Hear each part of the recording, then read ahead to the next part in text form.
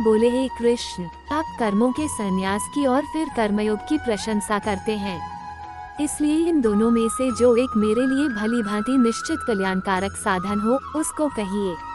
श्री भगवान बोले, कर्म संन्यास और कर्मयोग ये दोनों ही परम कल्याण के करने वाले हैं, परंतु उन दोनों में भी कर्म संन्यास से कर्मयोग साधन में सुगम होने से श्रेष्ठ है।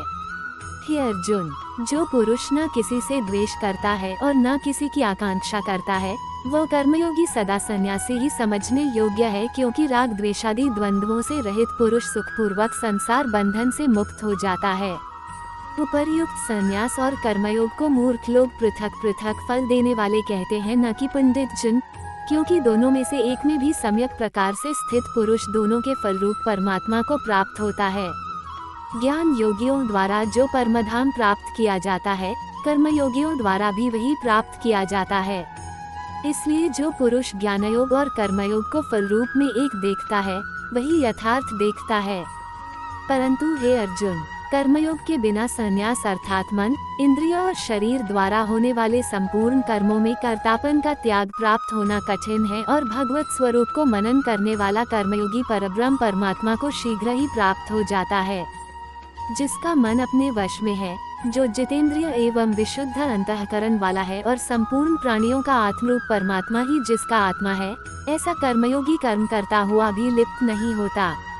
तत्व को जानने वाला सांख्ययोगी तो देखता हुआ, सुनता हुआ, स्पर्श करता हुआ, सूंघता हुआ, भोजन करता हुआ, गमन करता हुआ, सोता हुआ, श्वास लेता हुआ, बोलता हुआ, त्यागता हुआ, ग्रहण करता हुआ तथा आँखों को खोलता और मूंदता हुआ भी सब इंद्रियां अपने अपने अर्थों में बरत रही हैं, इस प्रकार समझकर निस्संदेह ऐसा माने कि मैं कुछ भी नहीं करता हूँ।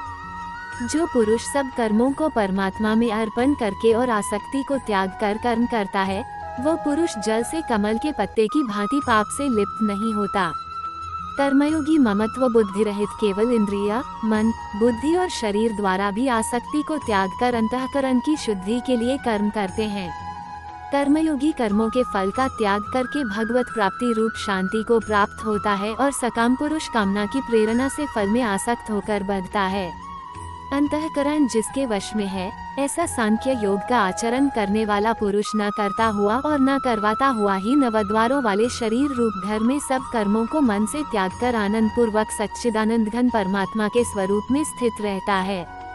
परमेश्वर मनुष्यों के न तो कर्तापन की, न कर्मों की और न कर्मफल के संयोग की रचना करते हैं, किंतु स्वभाव ही बरत रहा है।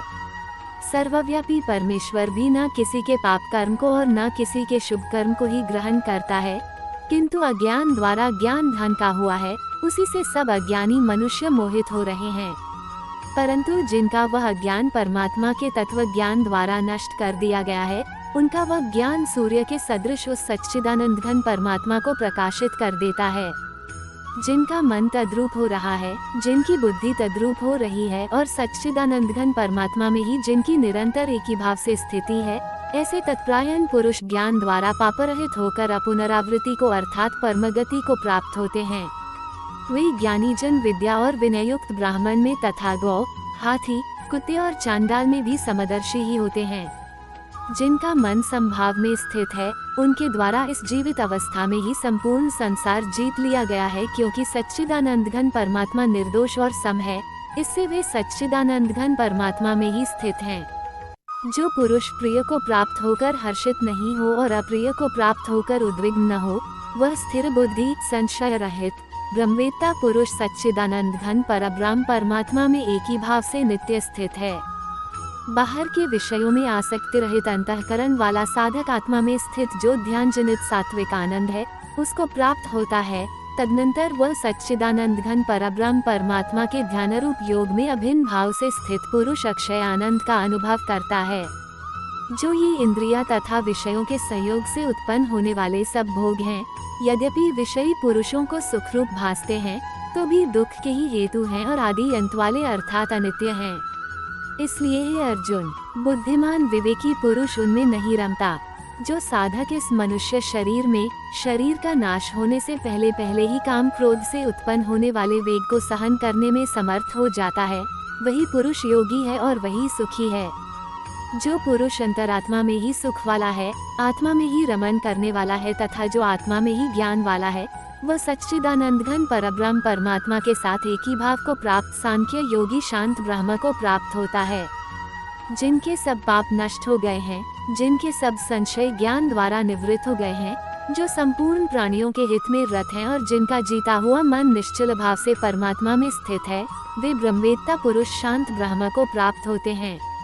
काम क्रोध से रहित, जीते हुए चित्त वाले, परब्रह्म परमात्मा का साक्षात्कार किए हुए ज्ञानी पुरुषों के लिए सब ओर से शांत परब्रह्म परमात्मा ही परिपूर्ण है। बाहर के विषय भोगों को न चिंतन करता हुआ बाहर ही निकालकर और नेत्रों की दृष्टि को भृकुटी के बीच में स्थित करके तथा नासिका में विचरने वाले प्राण और अपान वायु को सम करके, जिसकी इंद्रियां मन और बुद्धि जीती हुई हैं, ऐसा जो मोक्षप्रायण मुनि परमेश्वर के स्वरूप का निरंतर मनन करने वाला, इच्छा, भय और क्रोध से रहित हो गया है, वह सदा मुक्त ही है।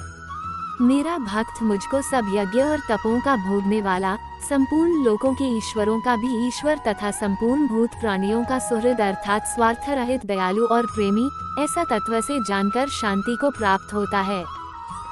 आप सबको मेरा वीडियो कैसा लगता है लाइक करके, कमेंट करके और सब्सक्राइब करके हमको जरूर बताएं, हमें आपके सुझाव से प्रेरणा मिलती है। जय श्री कृष्ण।